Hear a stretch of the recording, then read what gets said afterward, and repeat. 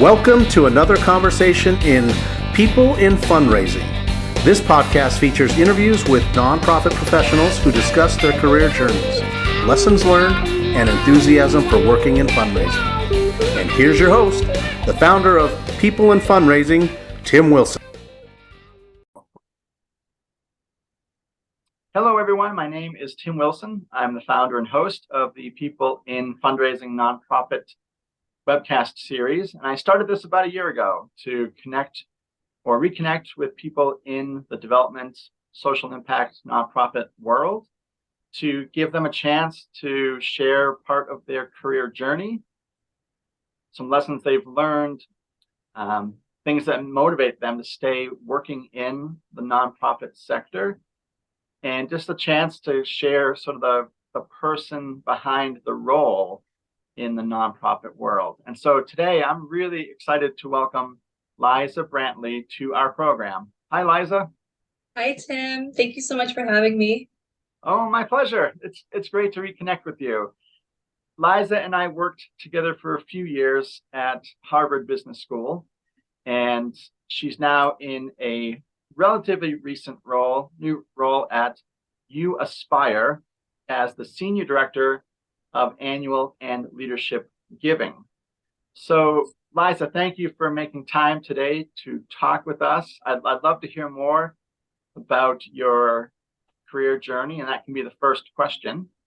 And then as a follow-up, if you want to tell our audience the mission of uAspire, what attracted you to them as an employer, and just a little bit about your role there, that would be awesome. Sure thing. So I'll start at the very beginning, very briefly though.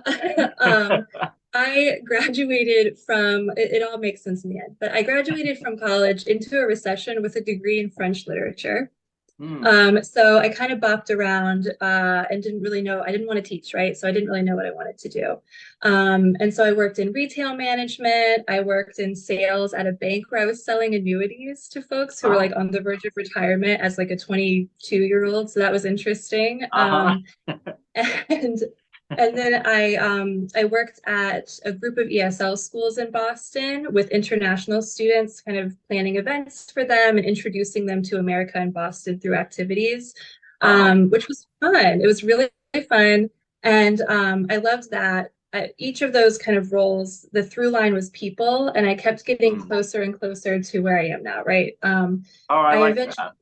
Yeah, and like I think each of them I really enjoyed the one-on-one kind of relationship building through the sales piece at the bank, and then of course with these kind of international folks at these ESL schools. It was always something different and cool, and a lot to learn from different people. Yeah. But eventually I really was kind of getting disillusioned by the for-profit kind of space, if you will. Okay. So I transitioned over to Simmons University. It was Simmons College at the time.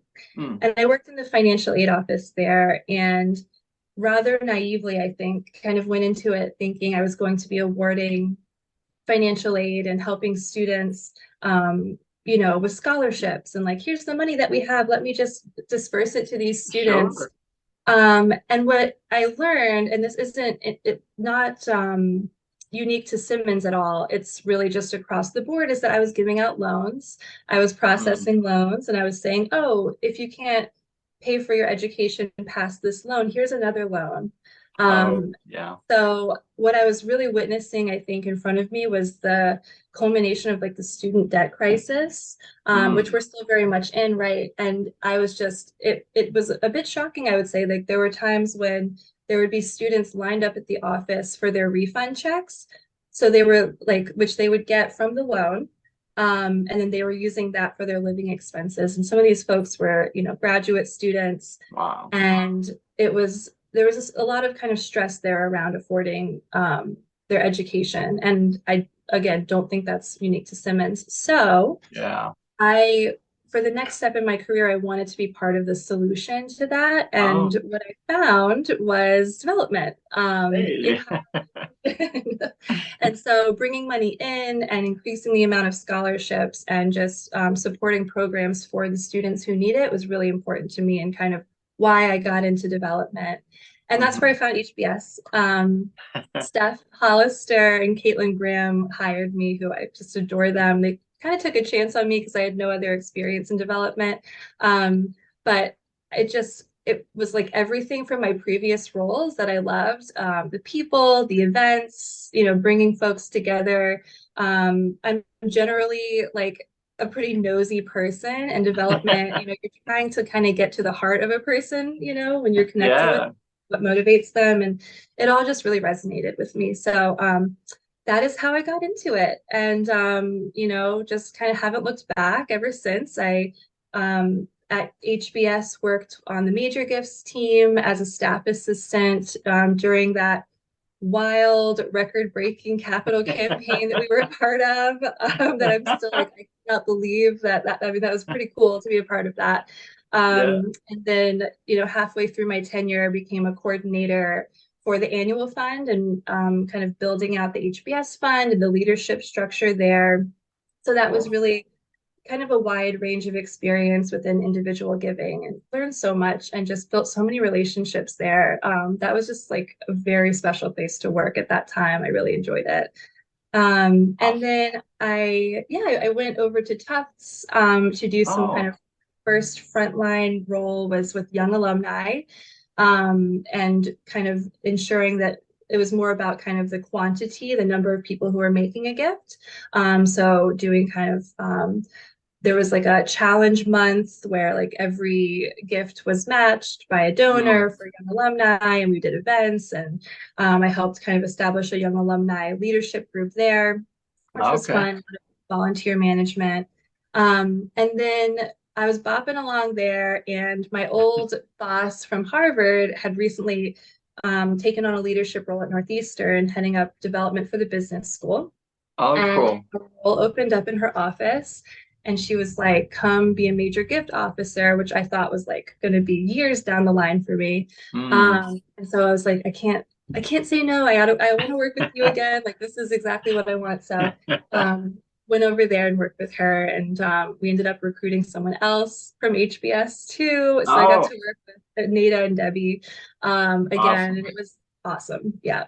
And I will say, as I was onboarding and learning the ropes of major gift fundraising, March 2020 hit. So as I was starting to kind of get out there, then that happened. So I learned how to do major gift fundraising during the pandemic. And it was, and I ended up, building a portfolio and hitting my goals. And I learned so much from that. And now I'm at uAspire. So I would say, a couple years in, I realized I kind of took stock during the pandemic of, what's my career? Where is it headed? What's my vision? And what's my work, right? And I went back to that financial aid piece and that, experience I had in that office. And uAspire is very focused on college affordability for underrepresented students. The majority of our students are low income. They're Black, Indigenous, or people of color, or they are the first in their family to attend college and hopefully graduate from college. Those are the students I really wanted to kind of focus on serving and bringing in funding for. And so how I wound up at uAspire, it was like the perfect role for me. It was like a kind of an amalgamation of a lot of different things I had done before, plus a big challenge. So that's why I'm here now. That is awesome. And Liza, I'm so impressed by how you articulated there were pieces of the for-profit and the financial aid landscapes that appealed to you, and pieces of those that didn't, and you were wanting a change, and how thoughtful you have been in taking the good of those situations and seeing, where could I go to help people? As you mentioned, the support side and the scholarships, and talking about the through line. I love that image of, again, like how your career has progressed through all these different roles and these institutions in different sectors. So very fascinating. Thank you. Thank you. And I can answer that second part of your question too Yeah, about please do. uAspire. So I'll try not to go on too long because we do so much and I get really excited about it. So Totally fine. uAspire is a national nonprofit, and we are really laser focused on college affordability. And we're really one of the only nonprofits who is like so focused on this one piece of this giant kind of college access and then broader economic mobility puzzle. And we do this, and the way that I think of it is like they're verticals as all part of this like same mission that we have is getting students to and helping them find an affordable path to and through college or their post-secondary pathway, whatever they choose for themselves. So a big piece of that is making sure that our students always have agency. We're not pushing them one way or another, but we're giving them information. So down here, we have kind of the direct service work that we do. We've been around for nearly 4 decades, and this has kind of been the base of our organization, where we have advisors who work with students in Massachusetts, California, and New York City, who counsel them through the college application process, which you will find out soon, I'm sure, is like very, very challenging in many ways, right? But then there's like the affording piece of it, in addition to like all the other stuff. So we help them with navigating that piece, and we help their families as well, because a lot of these families haven't been through that before. Yes, yeah. Right. And then we do, so that's our Afford program. And then we have our Succeed program, which is we're counseling students through all 4 years of college as well. And so that we impacted over 10,000 students, or we counseled over 10,000 students across the country last year. One piece of it, I would say like up vertical, as we're thinking about kind of our reach and our impact, the next kind of rung up there is our training. So there's a huge problem in our country with guidance counselor to student ratio. Just across the board, right? Guidance counselors are completely overworked. They're often serving hundreds and hundreds of students, right? So our way of kind of helping the students with college affordability is by taking everything we've learned from the 4 decades that we've been working with students, and we've created training programs that we partner across the country in 28 states with school systems and community-based organizations to train guidance counselors and give them access to our resources so that we can hopefully impact the students in that way. And in that way, we impacted almost 300,000 students last year. With my goodness. Well, right? It's pretty cool. And so then we go up the funnel, and we've got a policy team as well who works with institutions and at the state and federal level to advocate for our students. And then we also have we have a consulting impact arm that is pretty new, where we take on partners, we assess their needs, and then we will contract with them to do different things. One is content writing, which we've done for College Board, or working with a state higher education institution to look at maybe the way that, so across this is kind of crazy, I'm going to tell you this, but in some states, in most states,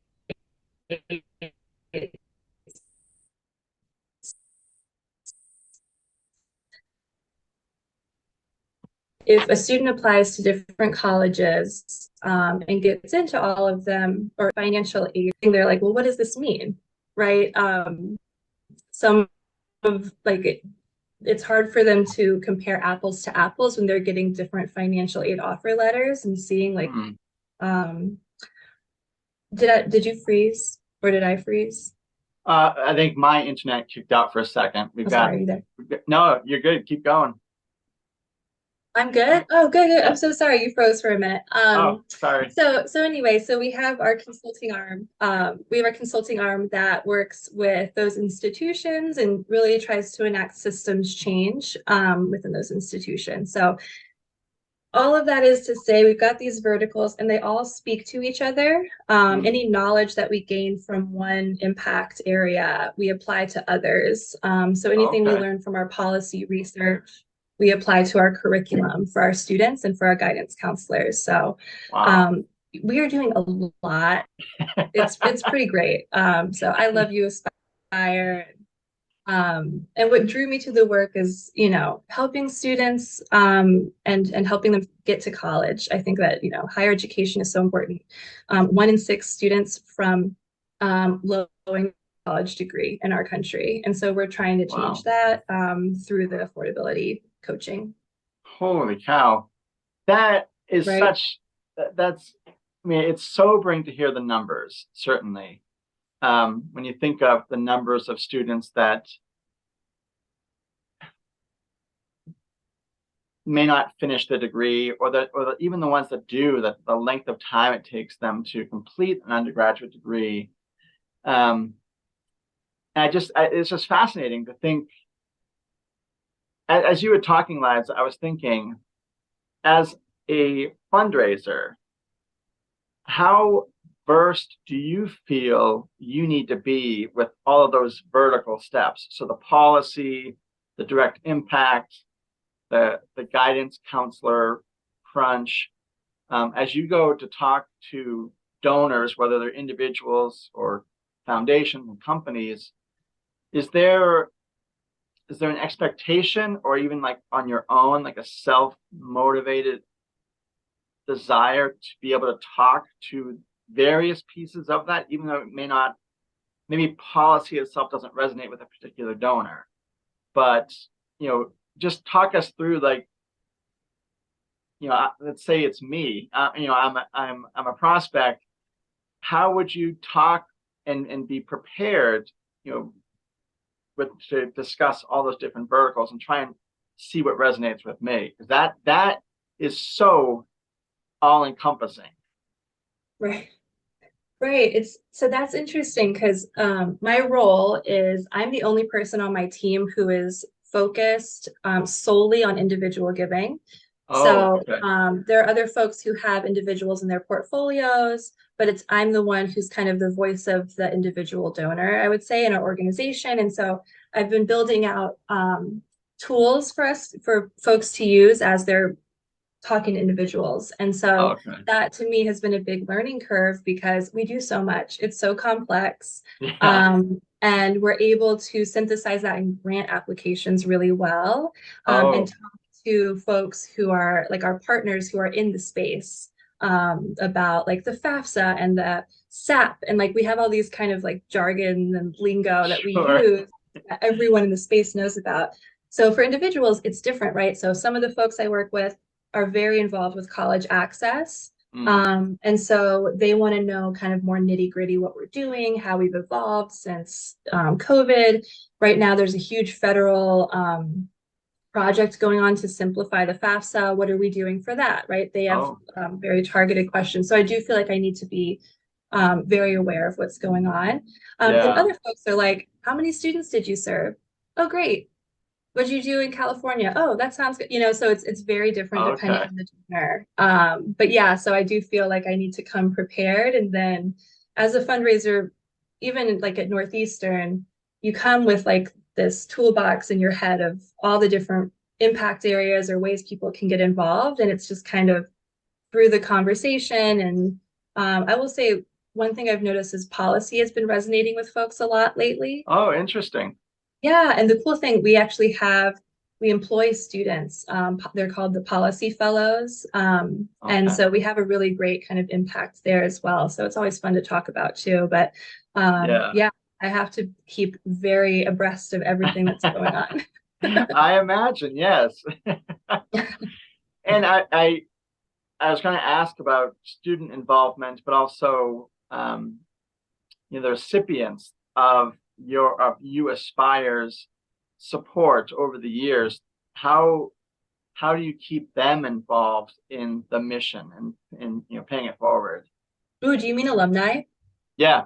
Oh, that's so exciting. So that is something I'm working on and trying to get off the ground in my role. So my role is really like high level expanding our network of individuals. And so I do this in a couple of different ways, but one way that's more long-term is alumni engagement. And so that has been, it's interesting because it's very different, obviously, from higher ed. A lot of our alumni who graduated a long time ago, they just knew their advisor. They knew Mm. Pete, right? Oh yeah, I met with Pete a lot of times. Oh, he was with uAspire. I had no idea. So it's kind of an Oh, education piece. And so I have a few core alumni who I've been working with, and we're trying to kind of really look at that student to alumni transition right now, and okay. how we can capture the attention of people who are graduating and getting them Mm. involved with volunteering or events or things like that. So still very much a work in progress, but we are building it, which I'm really excited about. That's really cool. So cool. And I think it's such a topical issue too in today's climate. College access, affordability. Um, a lot of people even questioning about the value of college. Is it worth the investment of time and money? So I'm sure you're hearing, lots of very topical in the moment feedback and questions from the people you're trying to engage, and as well as the students coming into the program. So really Yeah. fascinating.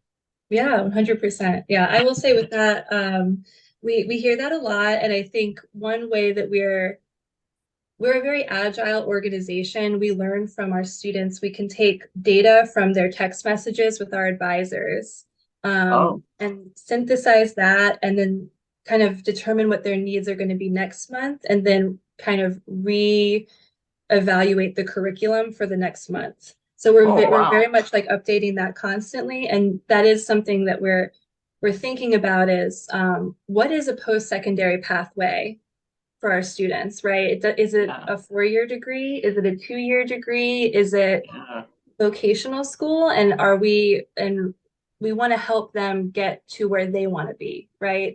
sure. That's very much, our ethos. It's very student centered. So we're definitely having that conversation as well. Oh, that's dynamite. That's so cool. And remind us, Liza, how long have you been at uAspire? I know it was sometime during the pandemic. You were at Yeah, Northeastern, but about a year and a half. okay, Yeah. excellent. So cool. Well, I really appreciate the time you've taken, Liza, to talk about uAspire and your career, and just being mindful of your time. I do have a few other questions that I sent to you ahead of time that you thought would be interesting to discuss. Um, so if you want to pivot now, that's totally fine with Sure. me. Sounds Okay. good. All right. So speaking about the pandemic, one of the questions I had sent to you ahead of time was a New York Times article from last fall, October 2022. And it said, did the pandemic change your personality? Possibly was the title of the article. And one quote from it is, it may have been the restructuring of routines instead of overall stress that reshaped people's personalities, end quote. So you've talked a little bit, Liza, about switching careers during this long pandemic, switching roles, institutions, and taking time during the pandemic to evaluate what you wanted to do as a next step. Um, my question would be, in terms of the routines and the restructuring of routines, what did that look like for you in terms of being a professional, being a person? I think you're working mostly remotely for uAspire, so going from a very forward-facing role, engaging alumni, to now mostly working from home, as many of us do. Talk with us about those routines, and how did you just reevaluate what routines you wanted to continue and what ones you wanted to put in the rear view? Sure, yeah. I would say, and I mentioned this to you earlier, but as I was kind of, or maybe I already mentioned this, but as I was onboarding to become a major gift officer is when we went fully remote, right? March Yeah. 2020. And so work-wise and kind of fundraiser-wise and being a frontline fundraiser, that changed overnight. And I think I had for people who were more established in their careers, I think that change was a lot harder. Yeah. And I think for someone who was newer like me, I was just like, oh, great. Okay, I get to do this from home. This feels a little bit easier. So I was like, oh, let me just reach out to a bunch of people for Zooms. And I was able to build relationships over Zoom. Okay. Obviously, nothing beats in person when you're kind of meeting people, but we made it work, right? Yeah. And so personally, I would say it was similar. So, before the pandemic, I am a working mom. I have two children, two young children. Awesome. So routines already had kind of shifted before the Sure. pandemic. And Yeah. but I was commuting for like up to an hour each way every day. Mm. Remember Boston, right? Like I Oh didn't yeah. live far from work, but I was still commuting for like an hour. Oh, Um, wow. yeah. And I think even just having those 2 extra hours at home with my children, with my husband, with my family is, I mean, I can't beat it. I don't know. It's so Yeah. nice. It has its Yeah. upside. The downside is that there becomes less of a separation between work and home life. My 9-month-old is currently, his crib is in my office, so I'm in my Oh. bedroom. So Uh-huh. like I shut my laptop some days and then like go off and do the whole, we call it like the dinner to bedtime hustle in my house, right? Where like for 3 hours we're on it.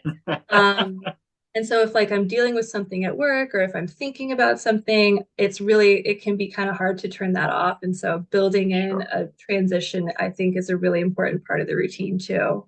That's Um, great. yeah, so I would say the lack of commute is wonderful. I have to Yes. say. Yes. I'm having one day I'll do it again, but I like it right now. Yeah. Yeah, like my dad, this goes back 20 odd years. And I was sort of, I mean, I was a couple of years out of college and weighing, should I move to Boston? Should I stay down the South Shore of Massachusetts, but commute to Boston for temp jobs? And he's like, and one of the wrestles for me was, I'd be spending a lot of money to get an apartment with friends, or I could just save the money and live at home. And, you know, um, my dad's like, the money may come, but you'll never get the time back. Yeah. And so it's so great to hear in your experience, getting those 2 hours back, and not just the amount of time, but I imagine like the stress of getting out the Mm. door, re-entering when the workday's done, like that's all gone as well. So Yeah. It is. It's really nice. Like still getting my 5-year-old to school some mornings can be tough, but uh-huh. it's when I don't have to like get myself completely ready for work and grab my laptop and grab all this stuff, it does make a big difference. Yes. And I think when you're a parent of young children too, like time, again, it's like time is the one thing that it feels like it's running out all the time. So Oh, definitely. yeah. Yeah. Yeah, yeah. So thank you for that, observation from your life on the topic of restructuring and routines. You also, Liza, wanted to talk about, and I appreciate your availability on this, the topic of when you're in a work situation, and it may be more applicable in person or not, but I'd love to just get a sense from you about a time when you waded into discomfort in a work situation. And it could be something that you were an observer to, or a decision was made and you found out after the fact without your input, whatever it may be. But just I've been hesitant to ask that question of guests, but when I sent it to you, you were thankfully agreeable to go into this. So anything come to mind? Oh my gosh, Tim. So many things. I feel like I feel like in fundraising, that happens so much. And something that I've had to learn as I have been a fundraiser who's really a frontline fundraiser, but even at HBS, is like fundraising can be really uncomfortable. And like if you're not comfortable with discomfort, like you're gonna have a really hard time because you're gonna hear no a lot. Yes. And you're gonna hear like you're gonna be challenged a lot, or you're gonna just someone you're gonna be like, this donor is they're good, they're on this great path, they're like the perfect donor, the moves are happening, and then boom, they ghost you out of nowhere, and you're like, Yeah. all of those things can be so uncomfortable. But I like this question because I was thinking about it in terms of my career and really the switch from higher education to a nonprofit, which is much leaner in a lot of Mm. ways. We have like 60 employees. Our budget is around, I think last year was like around 9 million. So it's Okay. just much smaller than these like more established and often siloed shops in higher education. Definitely. Um, and even just making the jump from individual contributor to now I'm kind of a leader in the organization, I have the last year and a half has been uncomfortable. I mean, Mm. and not in a bad way. And I Yeah. think the thing about discomfort is that that's where you grow. Mm-hmm. Um, and so the job that I have now, when I applied to it, my first thought was, I don't know if I can do this. Sure. Right. And I think it's so funny because I've had that conversation with my boss where he's like, yeah, when you first started, you seemed really like you didn't Oh, no. believe in yourself. Um, Oh, okay. and I've come a long way, and I think there was so much newness. I was learning this new job, new organization, how to function with way fewer resources, Yeah. and also meeting with donors and trying to build things and hearing no or not hearing back from folks. So it's been a year and a half of discomfort, but a year and a half of growth. And so like Yeah. I think I've realized in my career when I feel like I'm not being challenged is when I'm like, all right, what's next? And Okay. this has been one of the most challenging roles in my career in like the best way, because I've Hmm. learned so much from it. So I think a lot of it is a mindset shift, Yeah. because that kind of murky, icky feeling, if we just like let it sit with us, is where we grow, is where the growth comes in. I love that answer. I think that is just fascinating. And I think, you know, professionally and personally, there have been times where, a creature of habit, routine, growth is uncomfortable, and you may not see it with your kids yet, but like my kids are older, and seeing like, you know, mean girl, friend dynamics and stuff like that. And like, so I see it in lots of ways of like, hey, this is good. Let's not, challenge ourselves. Let's, not challenge your kids in a way too, to go through hard things and not be the type of parent to step in with an answer, especially if they don't ask for it. Um, I think that's a conundrum in my own life, professionally and personally, is sometimes being resistant to going through that discomfort or seeing people I love go through discomfort. But you're exactly right that the growth happens through those trying, discomforting, challenging moments. So my follow up for you, Liza, is do you have like these great experiences and that you've come through? Do you journal them to talk about how you've experienced it and then what you've learned from it and progressed from there, or do you have some way of capturing those moments of discomfort to help you in the future? Yeah, I actually do journal. So I love writing. And Yeah. I try to write. Actually, that's my one routine that I should have mentioned is I try to like in the 10 minutes after work and between work and whatever, motherhood, basically at home.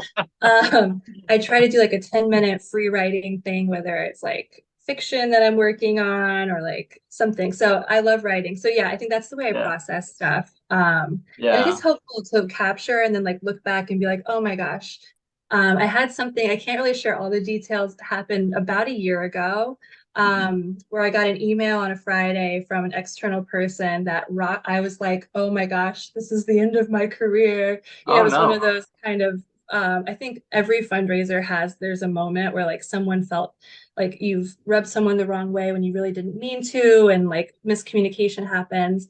Um, and I was like that. It was just such a hard moment for me, Sure. professionally, and I, um, I journaled about it at the time. And I was like, you know, the feeling was like it felt like at the time this will never end. This feeling will never go away. And I look Yeah. back now and I'm like, that was ridiculous. I learned so much. I took accountability, and like it doesn't feel the discomfort wore off, right? Like feelings Yeah. pass. So yeah, Yeah. so I think always remember the journaling helps you remember that, right? When the future icky thing happens, because that's Yes. life, that's this Yeah. job. But like, you know, it helps you remember like this will pass and we've gotten through this before. Absolutely. That's so cool. Yeah, and I think just a great learning lesson, for you, for your kids, maybe someday, oh yeah, mom went through this hard thing, and you know, you can actually hear, or read about it too. Right. That's really cool. Really cool. Well, Liza, we have about 5 minutes left of airtime. Is there anything you wanted to cover about your role, or anything else about uAspire, or is there another question you would like to wrap up our conversation with? The floor is Sure. yours. I'll put a plug in, and then there was one more question that I really liked. Yeah. Quick plug with uAspire. During the month of May, we are going to have a match. So any gift that is made to uAspire in that month is doubled by one of our really generous donors, the Levine family. So, Awesome. um, you know, if anyone is interested, happy to send any information along to you. But Yeah. that's something that we're really excited to be working on, and so grateful for the Levine family and that match gift. But that's about it for you. I mean, I could go on about uAspire for a very long time, but I will. But Totally fine. there was another question around burnout that I really liked too. Hmm. You know, I just like talking about this stuff because we all feel it, you know. Yes. And Yeah. I feel like let's name it. But you had asked, Yeah. there was a question about burnout that I liked, and yeah. So I don't know if you wanted to go back to that one or. Yeah, absolutely. And really quick on your plug, although this is February, I will be posting your interview the end of April, early May, and I didn't know about this Perfect. match, so I think it's serendipitous in a good way. So I think my next scheduled interview to air could be yours on, I believe it's Monday, the 24th of April.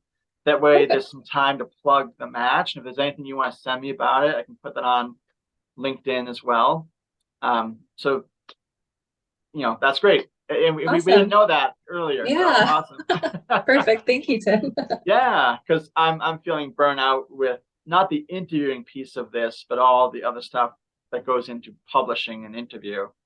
But yes, Liza, to your comment about burnout, there's an article I sent you a snippet from about there's a better way to reclaim your time than quiet quitting.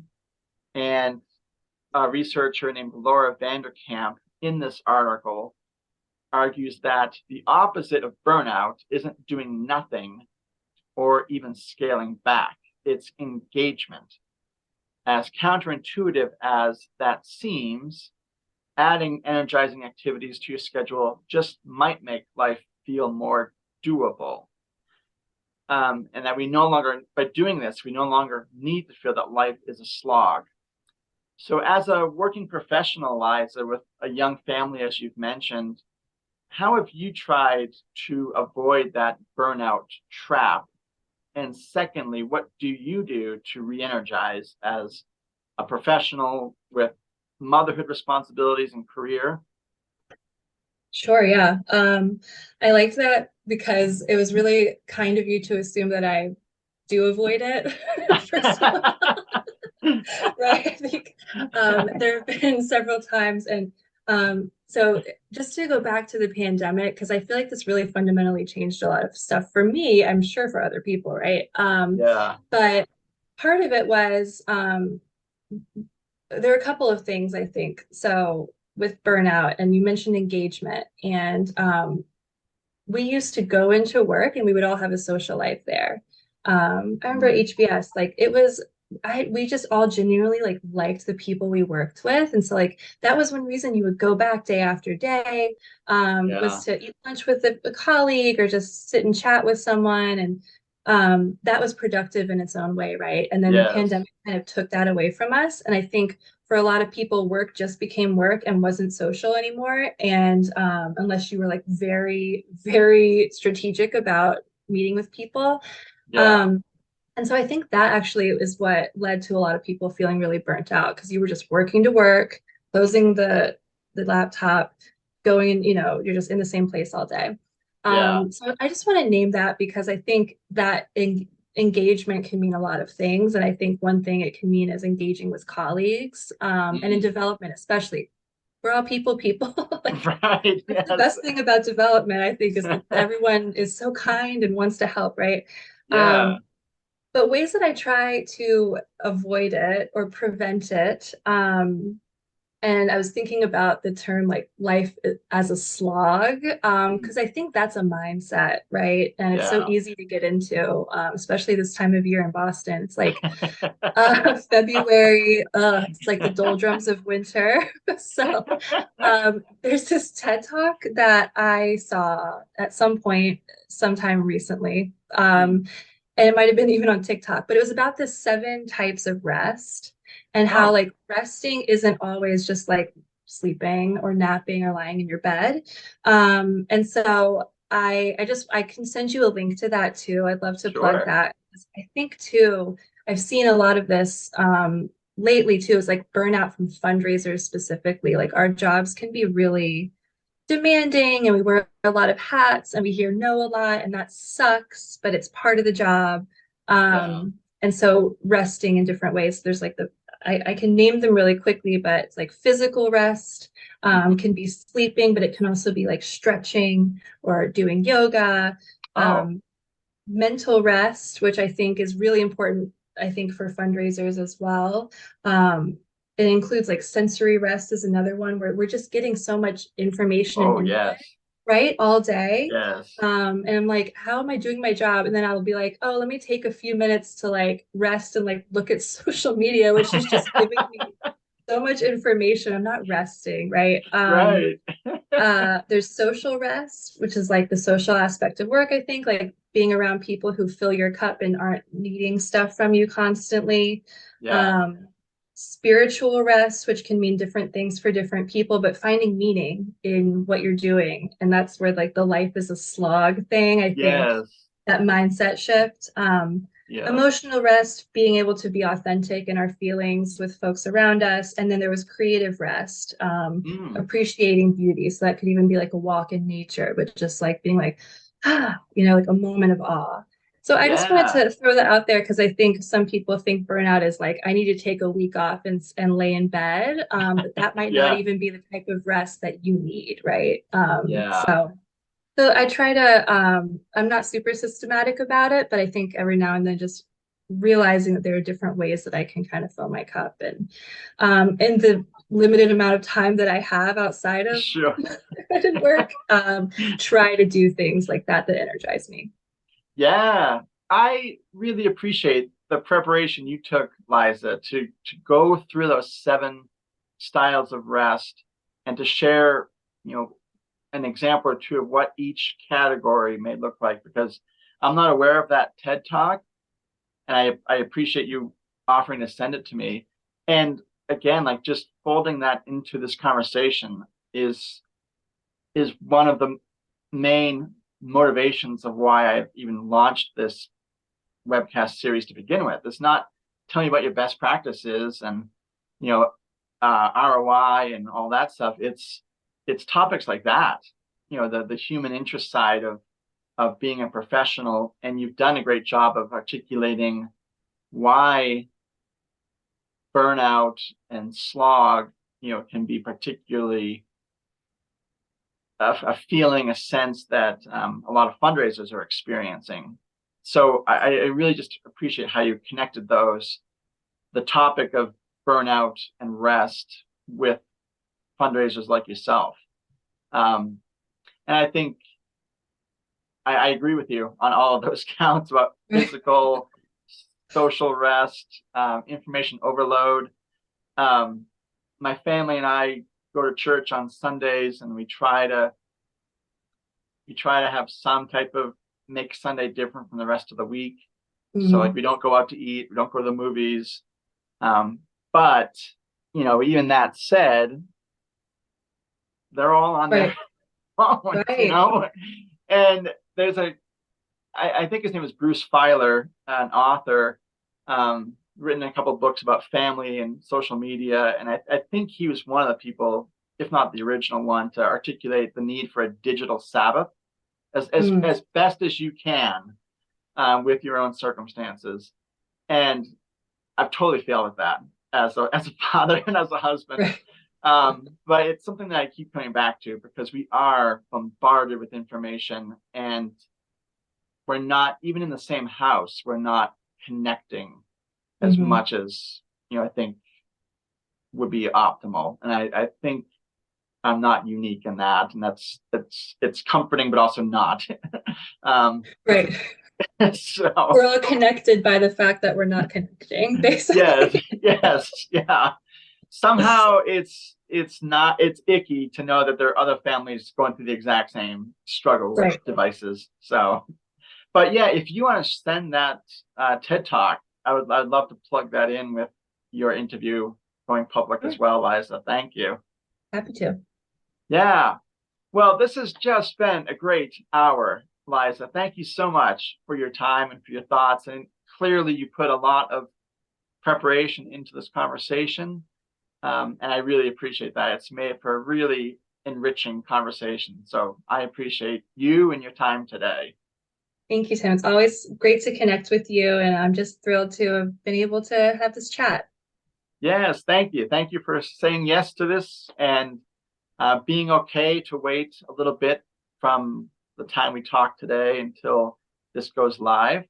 So for our audience, you can find Liza's conversation on my website, peopleinfundraising.com, as well as on LinkedIn and YouTube.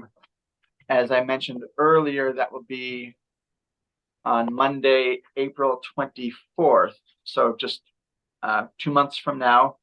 And totally happy to plug the uAspire matching challenge at that time too. And thank you, Liza, for your time. Thanks everyone for your support, and have a good day.